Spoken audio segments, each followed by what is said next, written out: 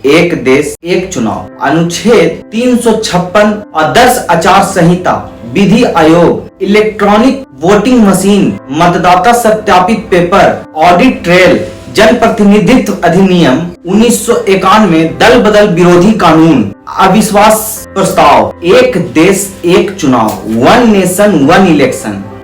जय हिंद भाइयों, सबसे पहले आप सभी को बहुत बहुत बधाई एवं हार्दिक शुभकामनाएं।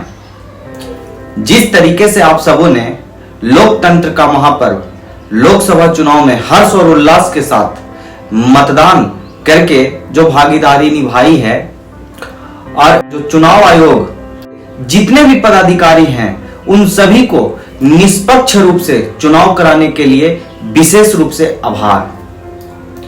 हमारे देश का सबसे बड़ा चुनाव लोकसभा चुनाव खत्म हुआ। जिस तरीके से हमारे देश विकसित देशों की सूची में निरंतर आगे बढ़ते जा रहा है, तो हमारे सरकार को भी देश के विकास के लिए कुछ नियमों में संशोधन करना चाहिए।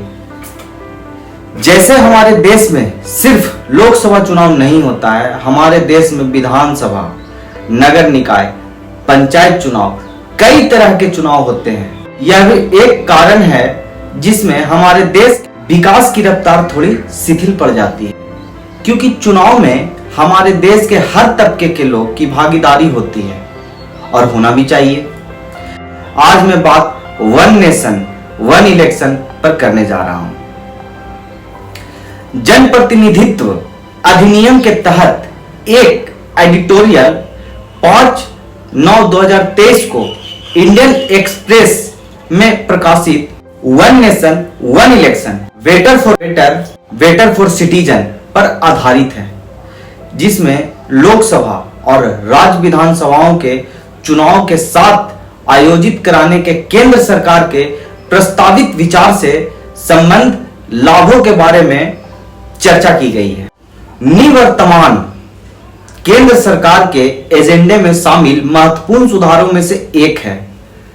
वस्तुतः भारत के पूर्व राष्ट्रपति रामनाथ कोविंद ने जनवरी 2018 में संसद के अपने संबोधन में सरकार द्वारा प्रस्तावित सुधारों में से एक के रूप में इसकी चर्चा भी की थी।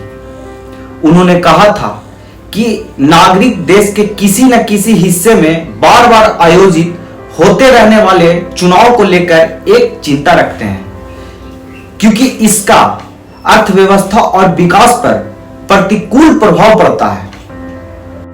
प्रधानमंत्री नरेंद्र मोदी भी संपूर्ण देश में एक चुनाव कराए जाने पर मुखरता से बात करते हैं। इस प्रकार यह अचानक से प्रकट हुआ कोई विचार नहीं है, बल्कि इसके बारे में बात होती रहती है। एक देश एक चुनाव के पीछे का केंद्रीय विचार यह है कि लोकसभा चुनाव के साथ सभी राज्यों के विधानसभा चुनाव को यह सरकार को एक बार चुनाव संपन्न हो जाने के बाद शासन पर ध्यान केंद्रित कर सकने के सक्षम बनाता है। वर्तमान में देश के किसी न किसी हिस्से में कम से कम हर तीसरे माह में कोई ना कोई चुनाव आयोजित होती ही रहती है। देश का पूरा ध्यान इन चुनावों पर केंद्रित होता है। प्रधानमंत्री से लेकर केंद्रीय मंत्री तक, मुख्यमंत्री से लेकर राज्य के मंत्रियों तक और सांसदों से लेकर विधायकों से लेकर पंचायत सदस्यों तक हर कोई चुनावों में गहनता से संलग्न हो जाता है, क्योंकि कोई भी हारना नहीं चाहता। प्रशासन के भिन्न स्तरों पर अलग अलग स्तर की प्रशासनिक अपंगता की स्थिति बन जाती है। यह भारत की विकास संभावनाओं पर नकारात्मक प्रभाव डालती है। निर्वाचन आयोग द्वारा चुनावों की घोषणा के साथ ही आदर्श आचार संहिता लागू हो जाती है। आचार संहिता के कारण चुनाव अवधि के दौरान कोई नया नीतिगत निर्णय नहीं लिया जा सकता है। इससे केंद्र, राज्य और स्थानीय निकायों सभी स्तर पर प्रमुख नीतिगत निर्णयों में देरी की स्थिति बनती है। यहां तक कि जब कोई नया नीतिगत निर्णय आवश्यक नहीं होता है, तब भी चुनाव अवधि के दौरान क्रियान्वित परियोजनाओं का कार्य पटरी से उतर जाता है, क्योंकि राजनीतिक कार्यकारी के साथ सरकारी अधिकारी भी नियमित प्रशासन की अनदेखी करते हुए चुनाव संबंधी कर्तव्यों में व्यस्त हो जाते हैं। राजनीतिक भ्रष्टाचार का एक अलग मुख्य कारण बार बार होने वाले चुनाव भी हैं। प्रत्येक चुनाव में भारी मात्रा में धन जुटाना पड़ता है। एक साथ चुनाव कराने पर राजनीतिक दलों का चुनावी खर्चा पर्याप्त रूप से कम हो सकता है। इससे ध्यान उगाही का दोहराव नहीं होगा। इससे जनता और व्यापारिक समुदायों को चुनावी चंदे के बारंबार दबाव से भी मुक्ति मिलेगी। एक रिपोर्ट के मुताबिक वर्ष 2019 के लोकसभा चुनाव में 60,000 करोड़ रुपए खर्च हुए। इसके अलावा यदि चुनाव एक साथ आयोजित होते हैं तो निर्वाचन आयोग द्वारा किए जाने वाले खर्चे को भी कम किया जा सकता है। निस्संदेह एक देश एक चुनाव अवधारणा पर चुनाव आयोजित कराने हेतु आवश्यक बुनियादी ढांचा स्थापित करने के लिए चुनाव आयोग को आरंभ में व्यापक धनराशि निवेश करना होगा। इसके साथ ही सभी चुनाव के लिए एक ही मतदाता सूची का उपयोग किया जा सकता है। इससे मतदाता सूची को लगने वाले समय और धन की भारी बचत होगी। नागरिकों के लिए भी आसानी हो जाएगी, क्योंकि उन्हें एक बार सूचीबद्ध हो जाने के बाद मतदाता सूची से अपना नाम गायब होने की चिंता से मुक्ति मिलेगी। सुरक्षा बलों की तैनाती में कमी चुनाव को संपूर्ण ढंग से संपन्न कराने के लिए बड़ी संख्या में पुलिसकर्मी और अर्धसैनिक बल तैनात किए जाते हैं। इसमें बड़े पैमाने पर पुनः तैनाती की जाना शामिल है, जिसमें भारी लागत आती है।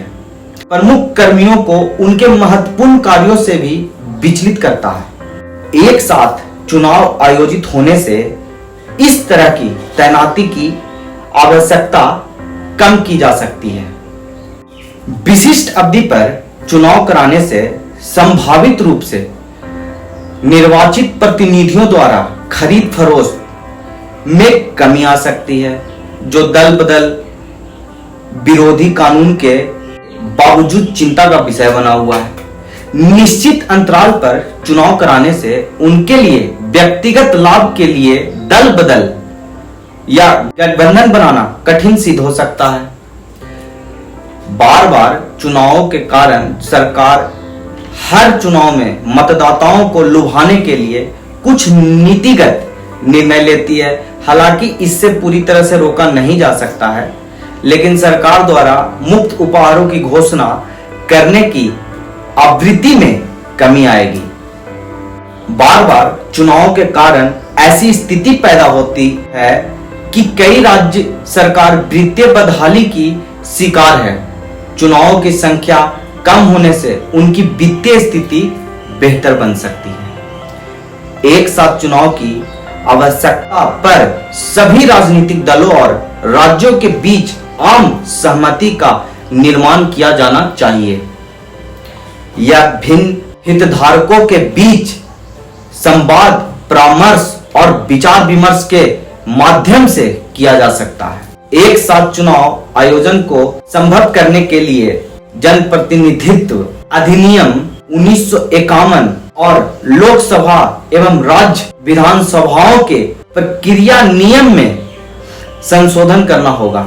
इसके लिए संसद के दोनों सदनों में 2/3 बहुमत और कम से कम आधे राज्यों की अनुमोदन की आवश्यकता होगी। इससे वर्ष में 2 बार आयोजित किया जा सकता है, ताकि किसी राज्य की विधानसभा समय से पहले भंग हो जाती है तो अगले चक्र में उसे राज्य के लिए पुनः चुनाव कराया जा सके। एक साथ चुनाव कराने के लाभों और चुनौतियों के बारे में मतदाताओं के बीच जागरूकता पैदा करना तथा यह सुनिश्चित करना कि ये भ्रम या असुविधा के बिना अपने मताधिकार का प्रयोग करने में सक्षम हो। सरकार को वन नेशन वन इलेक्शन को लागू कराने के इस अवधारणा को लागू कराने के तरीके पर मतदाताओं, विपक्षी दल के नेताओं एवं स्थानीय दलों से प्रतिक्रिया आमंत्रित करनी चाहिए। इस प्रकार पूरे देश को यह तय करने का अवसर दिया जाना चाहिए कि एक देश एक चुनाव लागू करने की आवश्यकता है या नहीं। मेरा मानना है कि अगर देश के विकास की रफ्तार को और भी तेजी से आगे बढ़ाना है तो वन नेशन वन इलेक्शन अनिवार्य है। जय हिंद, जय भारत, जय महादेव।